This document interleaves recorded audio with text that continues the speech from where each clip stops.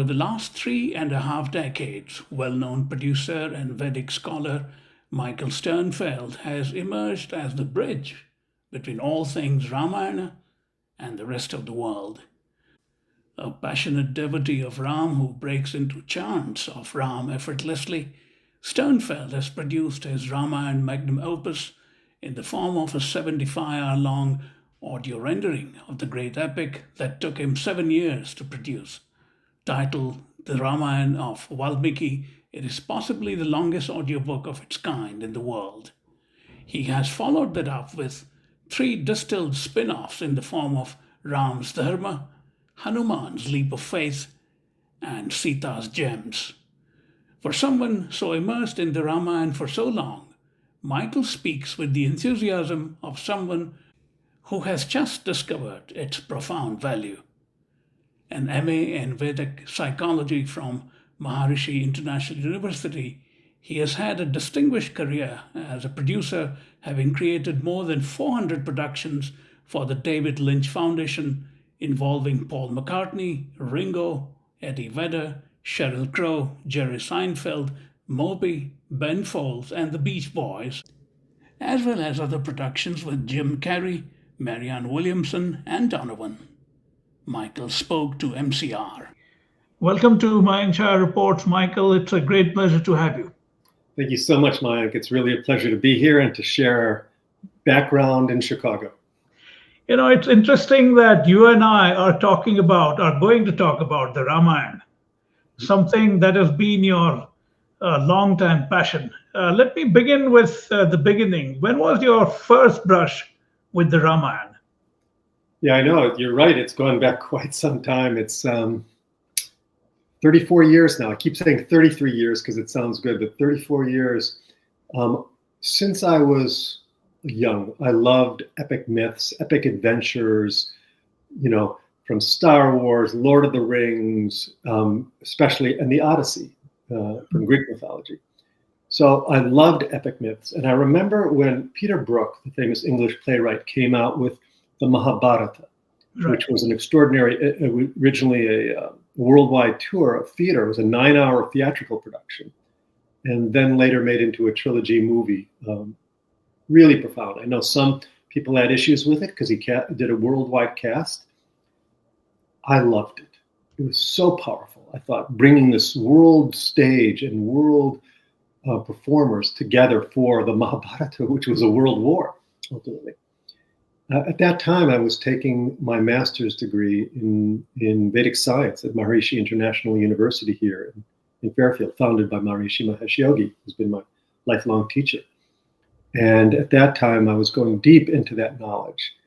And at the end of that program, which was 1989 for me, parallel to that, I'm probably giving you a longer answer than you wanted.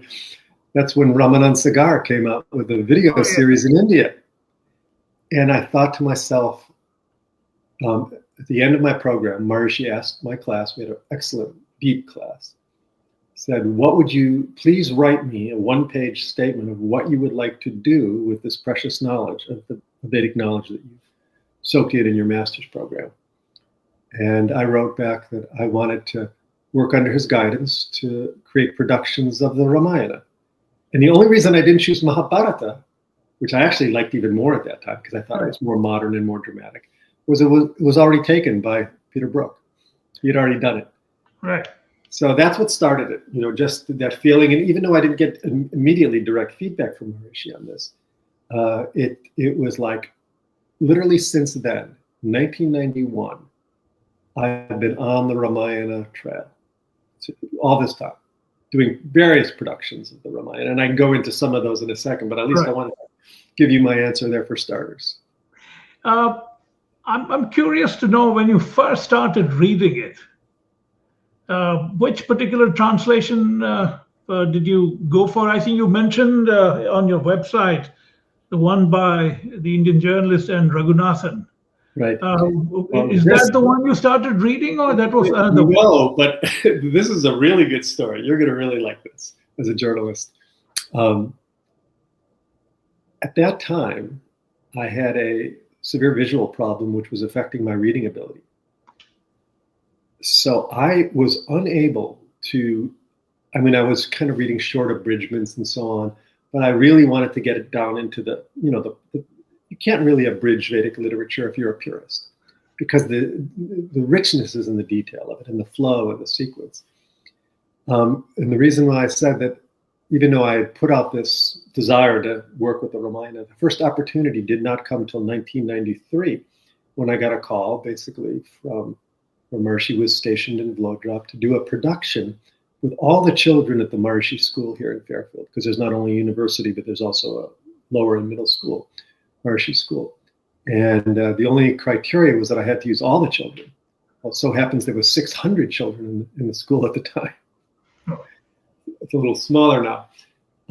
And I decided this was more like a halftime show at the Olympic, or the opening Olympic ceremony. And I did this production. It ended up being about 400 of the children.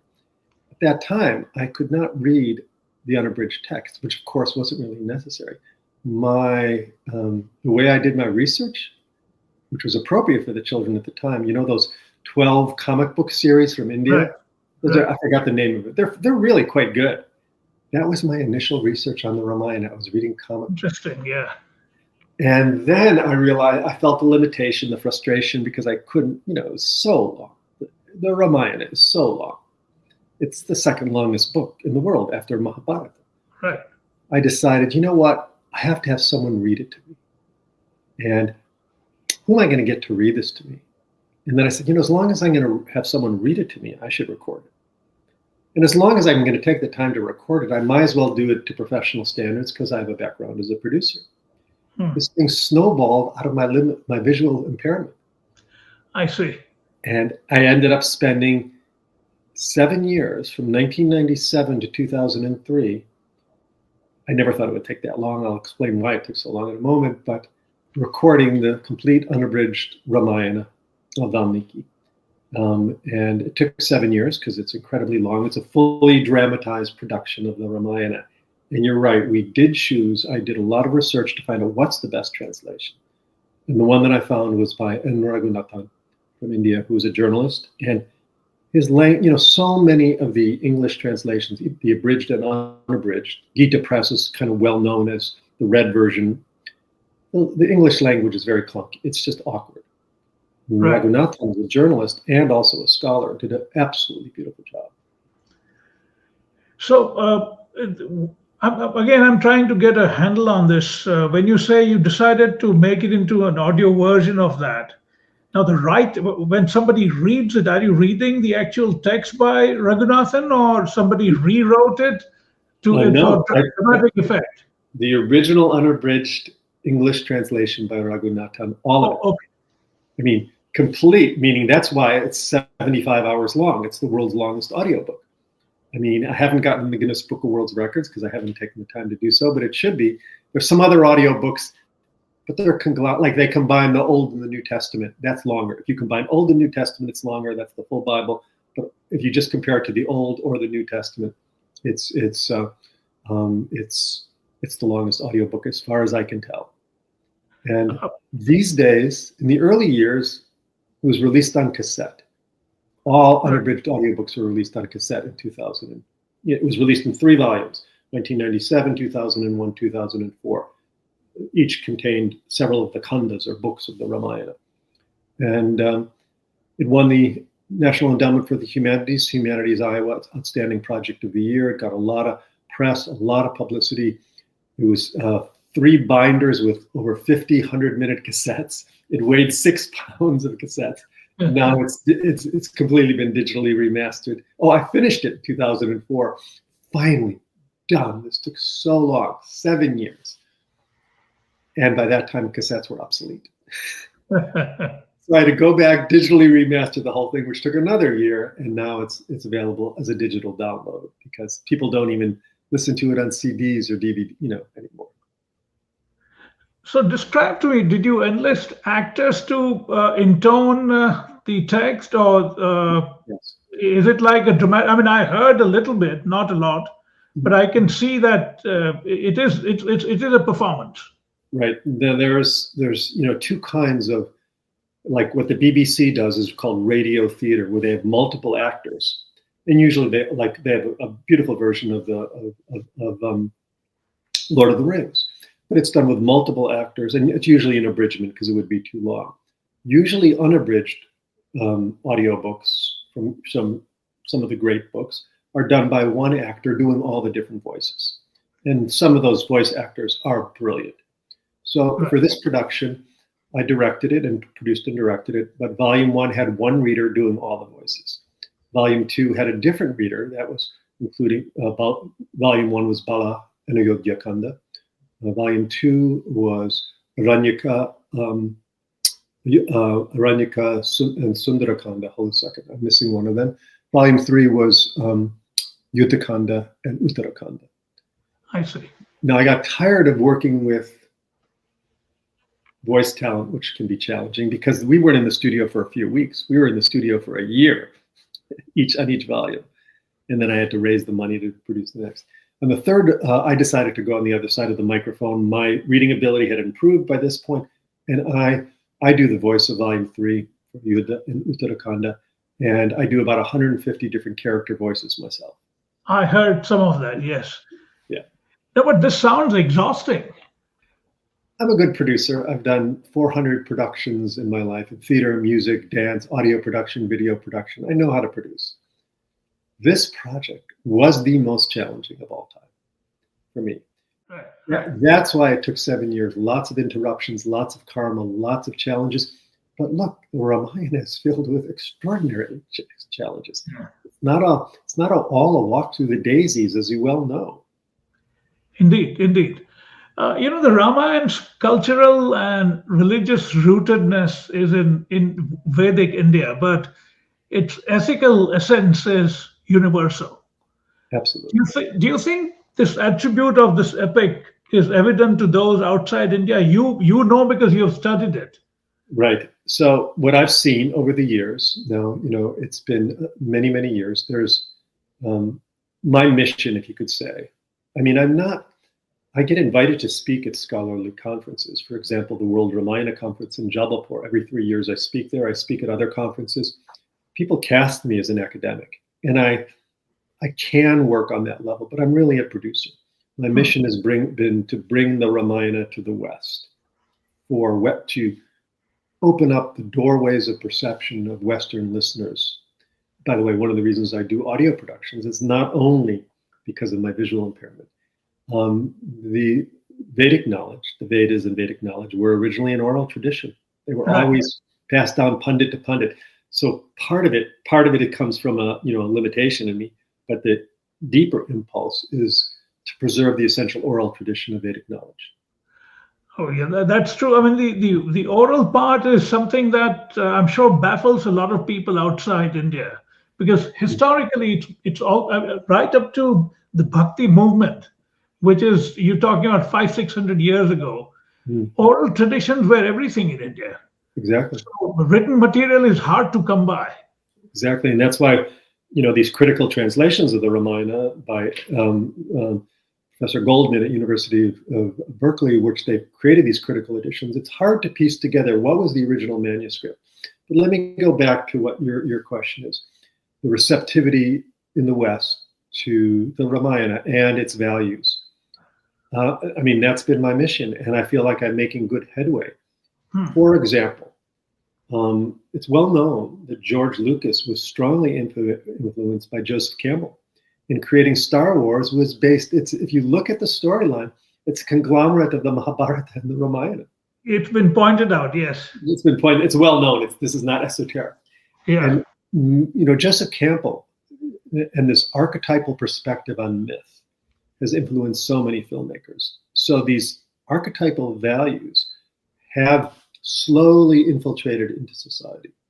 And I point out over and over again in my presentations that, first of all, the Ramayana was Valmiki was the Atikavya, the first poet. It was the first great epic. So many of the themes that are in the Ramayana that are seminal to Western literature come from the Ramayana. Where was the first exile to the forest? Where was the evil stepmother? Where was the betrayals, the journey into the forest, some of these monsters, the forced battles between good and evil? We forget that the Ramayana was the first great epic. It was the first heroic quest. And it's because of that. And that's what I stress over and over again. It's the first heroic quest. So we have to look back to find some of these. And the Odyssey, I've done presentations with an Odyssey scholar and myself. The Odyssey is one little chapter in the Ramayana. So many elements that are parallel. One of the striking features for me, both in the Mahabharata as well as the Ramayana, are fantastic names. Forget everything else. Forget the plot lines. Forget the profundity of the themes. Just the names. I mean, say it's a name like Yudhishthir from the Mahabharata. Yeah. Or even in Jatayu, you mentioned Jatayu. Now, what such interesting names. That alone to me is something that requires scholarly attention. What kind of Kumbhakarna is another good name. There you go. Indrajit. Yeah. Now tell me, do you have any favorite sound from among these names? Well, that was, by the way, the real challenge in the recording. By the way, because if you listened for Westerners, one thing I'm very proud of for Westerners on my original Ramayana production, our pronunciation is pretty darn good. Yeah. Not as good. It'll never be as good as an Indian pronouncing it because we just don't have the phonetic structure in our mouths. But there's nothing. We got coaching, and Richard Ross on Volume 1 did an excellent job because he was steeped in Vedic knowledge. Stephen is the best actor of the three of us. Boy, did I have to coach him on the pronunciation, but he eventually got it to a good extent. And it's something that I've studied for a long time. But just saying the names and getting them right. Sometimes there'd be a long list of names, like the names of 20 trees in a row. And if you blow one, we'd have to do a retake. Exactly. No, this really, I mean, I'm just thinking about it, I feel tired. That it is so much work. No kidding. I mean, Mayank, let me tell you about one of the biggest challenges when you're doing a project this long.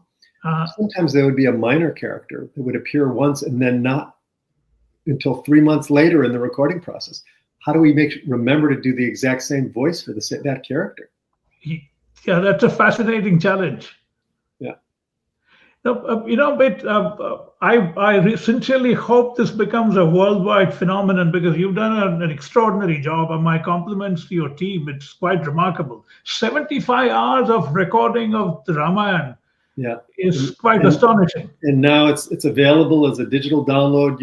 It takes literally, it's about 4 gigabytes. But I remember when we first came out of it, people get 4 gigabytes. How can we handle a 4 gigabyte download? Now it downloads in 5 minutes. Exactly. In their media player, and they can play it out perfectly. And it costs a third of what it did when I first released it. Exactly. To digress a bit, now that AI is everywhere, are you planning to use AI to somehow upgrade what you've done, or you're done with Ramayana as an audio project? I was just in Kauai, Hawaii, and I don't know if you're aware of the famous Hindu temple in Kauai. I am. And I visited. It's extraordinary, absolutely beautiful. And I met with their director of communications. I forgot his name right now. A Swami, a Western Swami, very knowledgeable, very deep guy. And their guru, who founded their temple, who's now passed, they had asked, he wrote extraordinary books, and they wanted to recapture his books in his voice. And they did a few of them before he passed. He passed already 20, 30 years ago. They're using, now that they have a record of his voice, they're using AI to recreate his exact voice for the materials that he had never recorded. And he played me the two. I could not tell the difference, and I have good ears. And he was trying to explain to me that I can now use this to apply to do my next projects. I don't think that's my thing, personally. I've now, as you've seen, after releasing the Ramayana in 2004, it was such an extraordinary journey, a real hero's quest to even complete that. I didn't know what to do with myself after a while, after I finished that. It was like, and it got a lot of attention and awards, and a lot of people purchased it. Many university libraries purchased it for their collections. They felt obligated because it was the full unabridged Ramayana in oral form. But I began a few years later. I realized as people can barely, now human beings apparently have a shorter attention span than goldfish. That's research. So I'm not making it up. It's actually no, research. it is true. So I began to do distillations, and Okay. maybe you noticed. And I thought I should bring out these shorter distillations on the three main characters of the Ramayana. So in 2014, I decided the Ramayana is a textbook in discriminating Dharma, finer and finer levels of Dharma. That's one of its aspects. One of its profound aspects is because it's an exercise. There's so many challenging gray area scenes in the Ramayana, like when Ram slays Vali, when Bharat Milap, when Bharat goes back into the forest to retrieve Ram. And then they're having these dialogues, and Bharat is right. Ram should go home. But then Ram, at the end, with the subtlest logic, makes Bharat realize that he has to continue his commitment and the promise that he had made to his father Dasharatha. Same thing with Vali. When Vali is dying on the battlefield, Vali appeals to Ram, explaining why. How could you slay me like an assassin from the back? That was wrong action. And Ram carefully takes him through this beautiful dialogue where you realize that Vali did not deserve protection of Dharma because he had taken his brother's wife while he was still alive. So he did not deserve the protection of Dharma. He couldn't invoke Dharma to protect him. So those are examples. So you're discriminating finer and finer levels of Dharma. And I realized how powerful that would be to bring out those values. So I created this Ram's Dharma, Leadership Secrets of the Ultimate Warrior Sage Prince, which was released in 2014. And at that time, I was trying to bring it out to the business community because I thought at that time there was a reissuing or republication of Leadership Secrets from Attila the Hun, which became a bestseller. I don't know if you remember that. Right. Leadership Secrets of Attila the Hun. I go, if all these business people are buying up a leadership book by Attila the Hun, who is an incredible barbarian and killer, maybe there'll be some receptivity in the West to Leadership Secrets from Ram. And you can churn that out. That's a fascinating idea.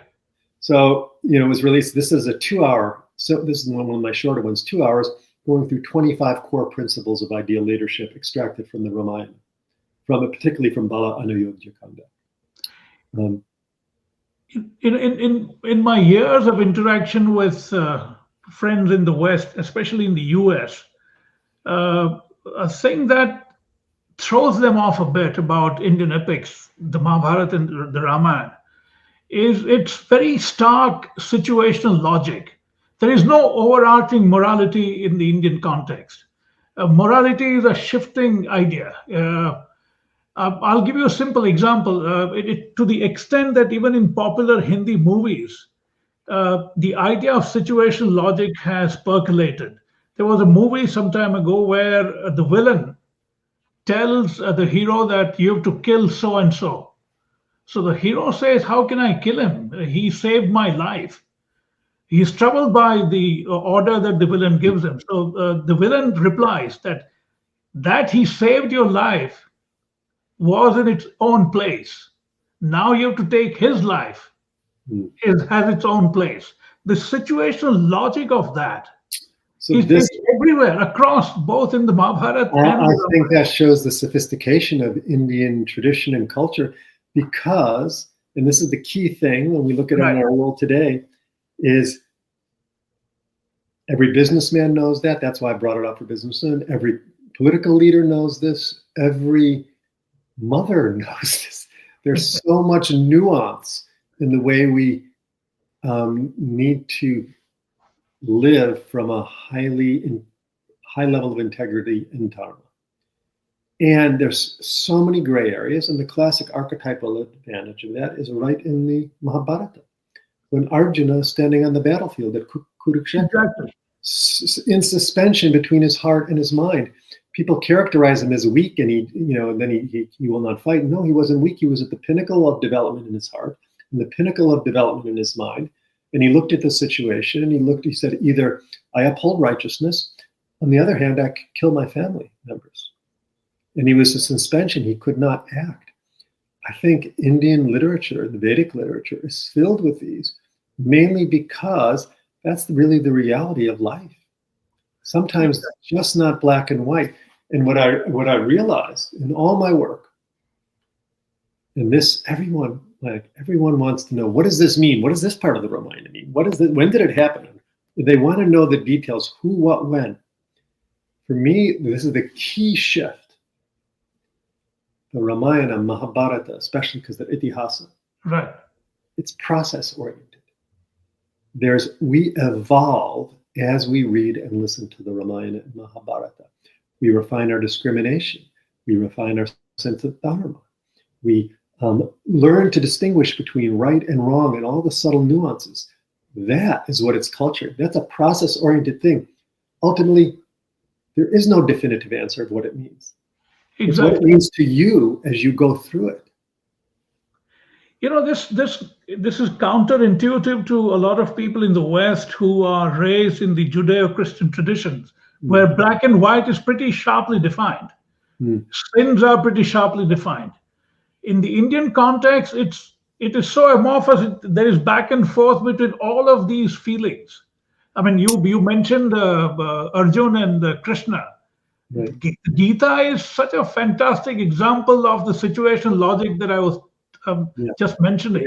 I quote it all the time, even because I think it's just classic. But Right. the Ramayana is filled with it as well. Look at Dasharatha when he promises his 2 boons to Kaikeyi, and she calls him on these 2 boons, and he loves his son more than he loves his own life, but yet he has to exile. Oh my God. See, this play of opposites is key. It's Dvandva in Sanskrit. This play of opposites is the whole nature of this evolutionary process. Right. And then you see Dasharatha torn between his love for his son and as the king, he must uphold his word. And that process that's pulling, like Arjuna being pulled, like Dasharatha being pulled, like Ram being pulled.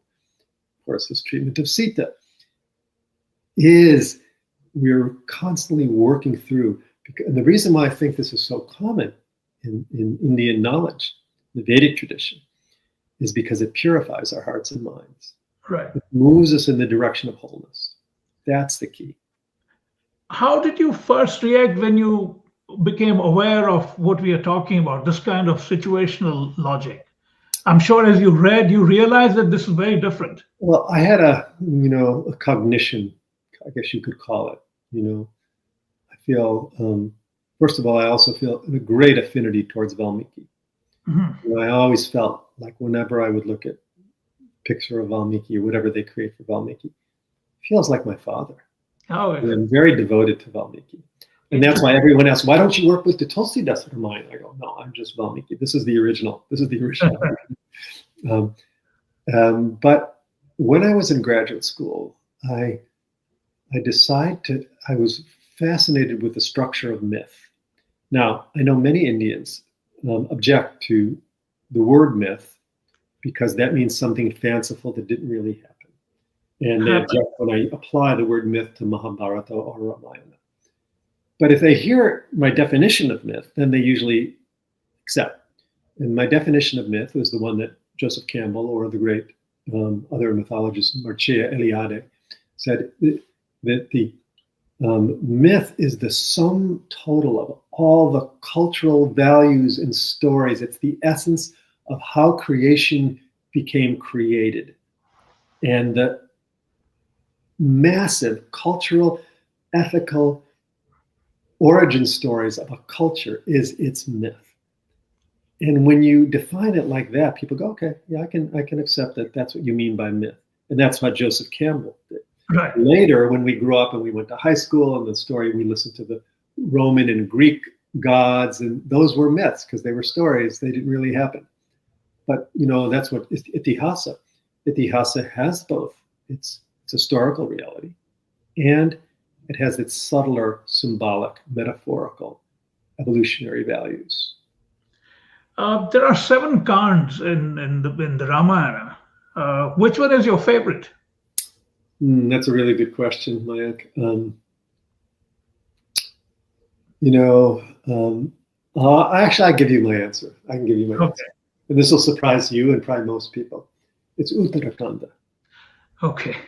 Now, there's a lot of debate whether was Uttarakhanda part of Valmiki's original cognition. There's some evidence that suggests that it was written in a different style and it was added later by later moralists. Personally, the story is not complete if you just finish at the end of Uttarakhanda when Right. they return home triumphantly and they're Rama's crowned king. The whole powerful transcendental value, the transcendental value that takes you to higher states of consciousness, happens in Uttarakhanda. Without Uttarakhanda, it's just they lived happily ever after. And usually things don't work that way. This is the subtlest transformational value of Vedanta. Uttarakhanda is Vedanta. In fact, I gave a talk once on the Vedanta of the Ramayana because I realized I felt like I've completed so many things, from my mega production, I call my opus, of the complete unabridged Ramayana. My theatrical productions of the Ramayana, I've done 2 or 3 of those. I built a theme park based on the Ramayana. I've done many scholarly articles and so on. I've consulted with the Sagar family on some of their productions. I wondered what else to do, so I gave a talk on the Vedanta of the Ramayana. So that's my favorite. It's taking us to this transcendental value of letting the smallness of the relative behind and ascending to the fullness of the absolute. That's what happens in Uttarakhanda. True. Would it make a difference to you if Uttarakhand wasn't written by Valmiki? I'll let the scholars decide that, but for me personally, it completes the whole story. So, and my intimate feeling is it was included. If Valmiki didn't write it, well, for example, many people feel that Tulsidas was a later incarnation of Valmiki. Maybe one of the authors who finished Uttarakhanda was, I'm sure Valmiki has had many incarnations. But now, as I said, I'm focused more on trying to, that first one in 2014, the Ram's Dharma. Later, I taught a course for the Neem Karoli Baba Ashram in Taos, New Mexico at the end of COVID. Now here's an example of showing the receptivity in the West. They had never offered an online course. One of their board members had purchased my Ramayana.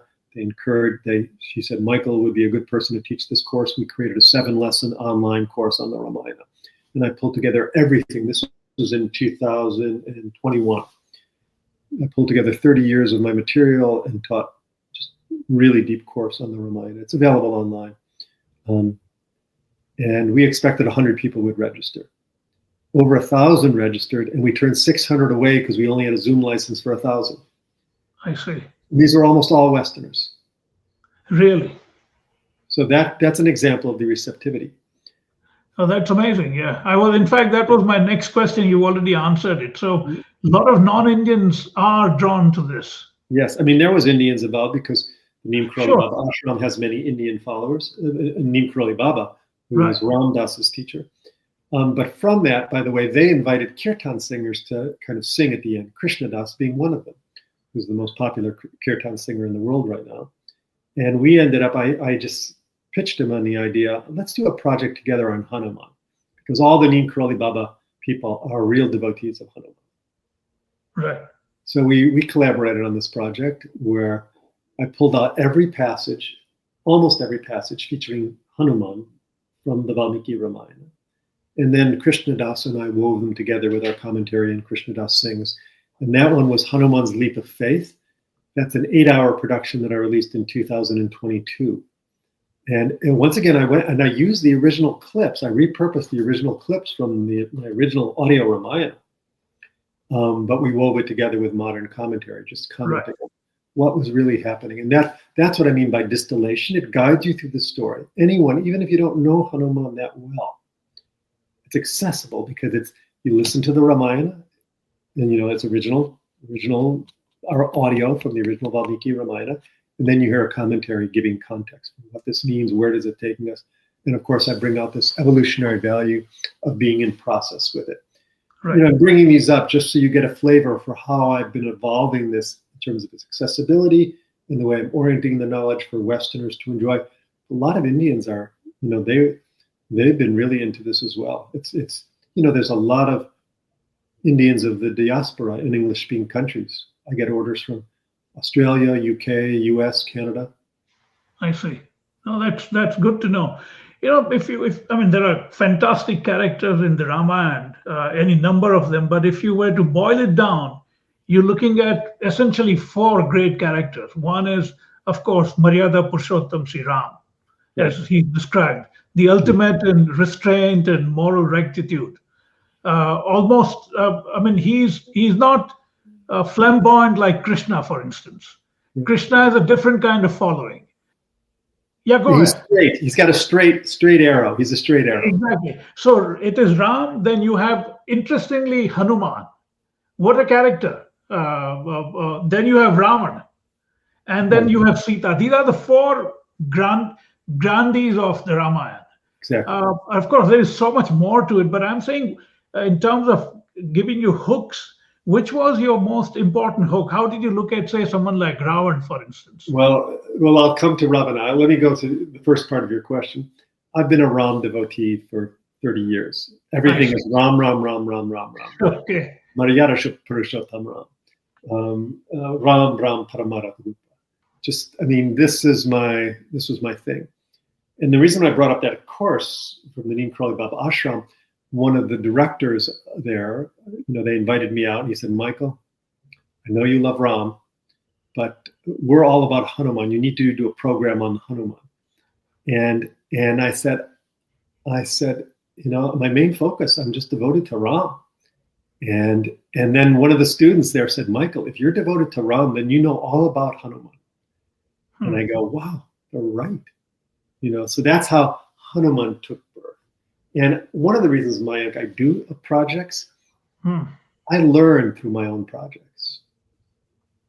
Meaning, when I did that Hanuman's Leap of Faith project, the purpose for me personally is the imbibing the qualities of Hanuman. You move in the direction of embodying Hanuman.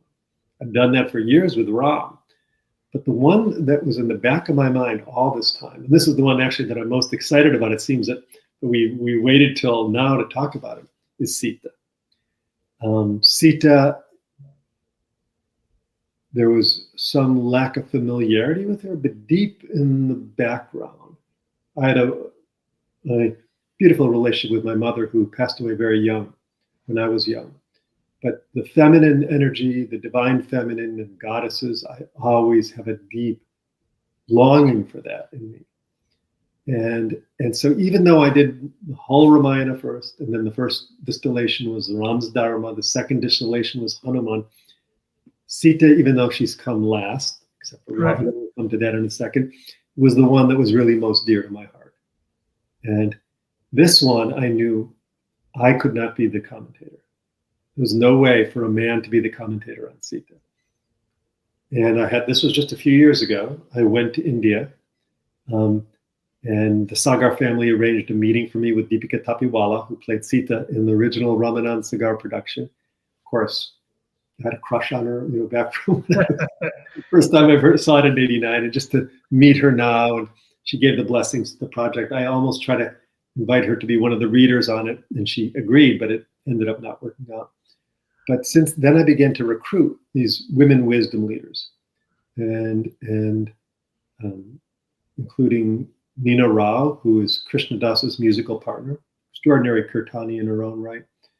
The Mirabai Starr, who's a well-known author, who's written many books like on Saint Teresa, many of the women's saints, Christian and mystic, she writes on them.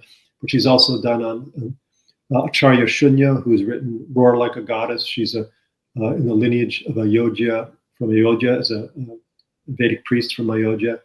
And then the big coup was to get Vandana Shiva, who's one of the world's most famous environmental. And it went on and on, the people. And Chitradeva Karuni, the famous novelist who wrote Forest of Enchantment and Palace of Illusions on Ramayana and Mahabharata. Those are the commentators. Then I realized wow, I wanted to use the original audio from my original, just like I did on the Hanuman project. I realized I cannot have a man reading Sita's voice.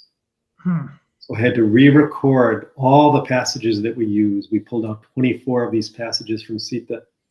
And I hired some young women. I tried to get some very famous celebrities, but ended up getting some young actresses to do, once again, all the parts. 3 of them, there was 24 passages. Each of them read 8.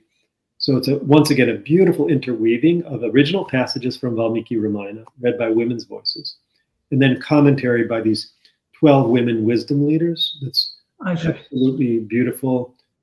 You know, you can hear about it at sitasgems.com. Yeah, I heard a bit of that. Yeah, and it's just, it's a very attractive landing page, a website, and then you can listen to some of the clips. But this just came out in December. This is hot off the press. Right. And I feel, of all the projects I've done, you see, Sita is very much misunderstood. Her role in the Ramayana is very misunderstood. She's cast as the victim, weak and submissive, and those role models, that perception of her role model, I think, has done very destructive in Indian consciousness. And here's the key, Mike. This was not a modern, I didn't change it. I didn't change the original Valmiki text. When I pulled out those 24 passages, I stayed true to the original. But when you pull them out, like Sita's passages are only 10% of the Ramayana. When you pull them out and they stand on their own, and you listen to them in sequence, you realize Sita is an extraordinarily powerful character. She has power, the power of her word, her sense of dharma. She's not in conflict. She has such resilience and strength and inner conviction, and power and subtlety. And she may be the active ingredient that propels the whole storyline all along.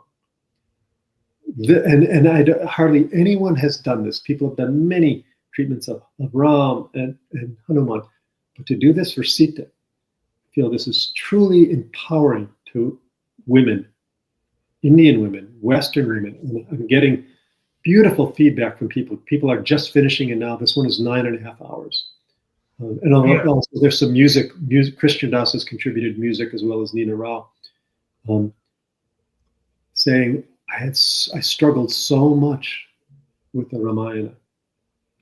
Now I can accept it. And that's extremely gratifying. Yeah. Let me just, one more thing is, they had this love and devotion for Ram, but they could not accept Ram's treatment of Sita. And, True. And the way it's framed, when you really realize what actually happened in the original text, people are coming to peace. They can have their love for Ram, and they can understand the deeper mechanics of how it happened. They accept, and then they can extol Ram and Sita. There's no Ram. We're not trying to beat up Ram in this production, Sita's Gems. Glorifying Ram and glorifying Sita. Right.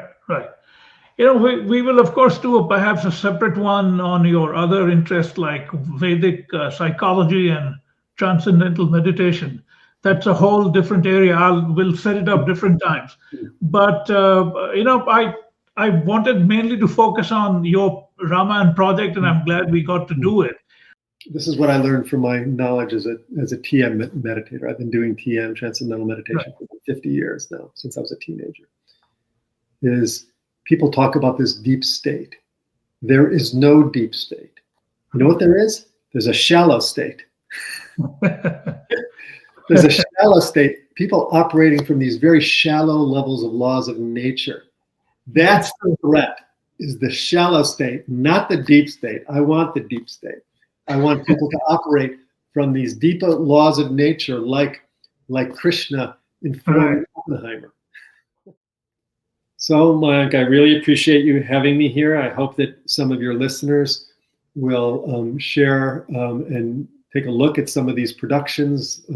They certainly will. In fact, a lot of them were quite excited when I announced you on Facebook. A lot of them didn't know about this. So this is going to help them reach out to your site and maybe start downloading what you produced.